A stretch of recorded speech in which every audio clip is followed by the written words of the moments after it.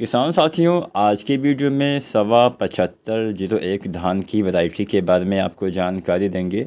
आपको बताएंगे कि इसमें क्या क्या विशेषताएं पाई जाती हैं और इसकी क्या क्या कमियां हैं। दोनों बातें हम आपको बताएंगे ताकि अगर आप ये वैरायटी लगाने वाले हैं तो आपको ज़्यादा से ज़्यादा जानकारी हो सके। तो सबसे पहले इसकी प्रमुख विशेषताओं के बारे में जानते हैं। तो जैसा कि ज़्यादातर किसान साथियों को पता होगा, सवाना सीड्स के द्वारा इसका विकास किया जाता है और काफ़ी अच्छी वैरायटी है। पिछले 2-3 सालों में काफ़ी ज़्यादा इसकी मांग बनी हुई है। फ़िलहाल अगर हम इसके बारे में ज़्यादा जानें तो ये वैरायटी एक मध्यम अवधि में पक के तैयार होने वाली वैरायटी है। लगभग 125 से 130 दिन में पक के तैयार हो जाती है। लंबे पतले अनाज होते हैं, लेकिन हाँ, बहुत पतले लंबे अनाज नहीं होते हैं। मध्यम आकार के आप मान सकते हैं कि ना ही बहुत ज़्यादा मोटे और ना ही बहुत ज़्यादा पतले इसके अनाज होते हैं। और ये जो वैरायटी है, उत्पादन तो आपको काफ़ी अच्छा दे ही सकती है। उत्पादन देने की क्षमता काफ़ी अच्छी है। गिरने के प्रति अच्छी सहनशील वैरायटी है।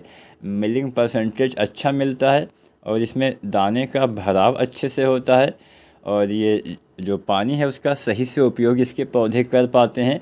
इसकी बालियाँ लंबी होती हैं, बालियों के अंदर मतलब घनी और लंबी इसकी बालियाँ होती हैं। खाना पकाने के लिए अच्छी गुणवत्ता मिलता है, अच्छा स्वाद देखने को मिल जाता है और बीमारी वगैरह के प्रति भी थोड़ा सहनशील वैरायटी बताई गई है।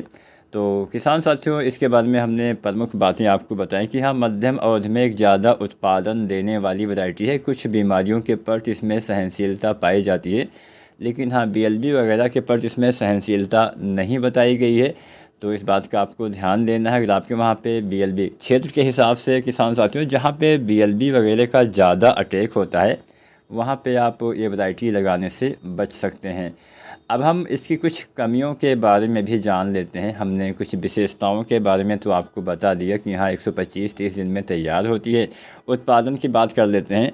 ये जो उत्पादन क्षमता है अलग अलग हो सकती है। फ़िलहाल ये जो ज़्यादातर किसान साथियों की अगर हम राय के हिसाब से उत्पादन बताएं तो लगभग 34 से 35-36 कुंटल तक ये उत्पादन देती है। कुछ किसान साथी मतलब 30 से ज़्यादा उत्पादन देती है तो तय है, लेकिन हाँ, अगर आप सही से खेती करेंगे तभी 30 कुंटल से ज़्यादा, यहाँ पे जो हम उत्पादन का आंकड़ा बता रहे हैं वो पर एकड़ के हिसाब है, तो 30 कुंटल से ज़्यादा उत्पादन मिलेगा। और औसतन उत्पादन 30-35 कुंटल आप मान सकते हैं। बहुत सारे किसान साथी 35 कुंटल से भी ज़्यादा उत्पादन ले चुके हैं। तो मोटी मोटा आप जान सकते हैं कि हाँ, 30 से ज़्यादा और 35 तक आसानी से उत्पादन दे पाएगी अगर आपकी उपजाऊ मिट्टी है, अच्छे से खेती करते हैं, पानी वगैरह की अच्छी उपलब्धता आपके पास है, तो ये वैरायटी 35 से भी ज़्यादा उत्पादन दे सकती है। अर्ध बौने पौधे होते हैं, पौधे सीधे रहते हैं, गिरने का खतरा थोड़ा कम रहता है।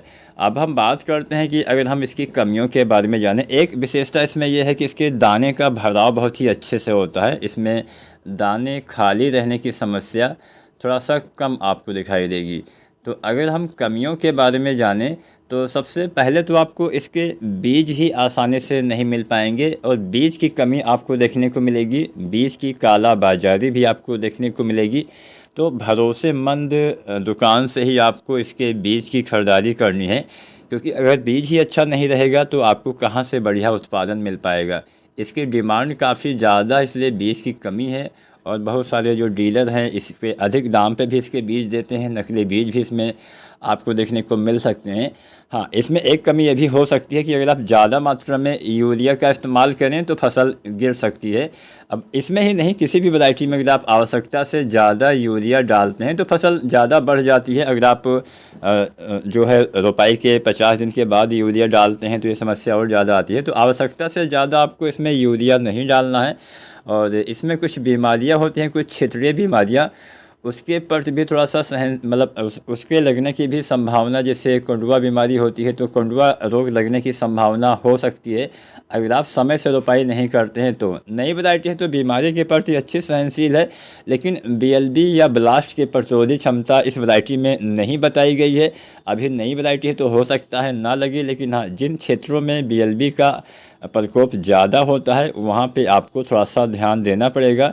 बीएलबी के प्रति इसमें सहनशीलता नहीं पाई जाती है, ना ही ब्लास्ट के प्रति सहनशीलता पाई जाती है। तो कुछ बीमारियों के प्रति अवश्य पाई जाती है, लेकिन बीएलबी और ब्लास्ट की प्रतिरोधी क्षमता ना तो कंपनी की ऑफिशियल साइट पे बताया गया है कि इसमें पाई जाती है और ना ही किसी दूसरे जगह पे आपको ये जानकारी मिलेगी। तो फिलहाल बहुत ज़्यादा तो जानकारी नहीं है, जितना जानकारी हमारे पास थी उतना हमने आपको बता दिया। सिंचित अवस्था में अच्छा उत्पादन देती है। सिंचाई के अच्छे संसाधन आपके पास उपलब्ध होने चाहिए। वर्षा आधारित खेती आप इस वैरायटी की नहीं कर सकते हैं। तो फिलहाल अच्छी वैरायटी है। लगभग सभी वैरायटियों में कुछ कमियां भी होती हैं, कुछ विशेषताएं भी होती हैं। फिलहाल हम मान के चलते हैं कि हाँ, अच्छी वैरायटी है, आपको बढ़िया उत्पादन देगी। अगर आपको इसके बीज मिलते हैं तो आप इसकी रोपाई, इसकी जो बुआई कर सकते हैं। वीडियो जानकारी अच्छी लगी हो तो लाइक ज़रूर करिएगा।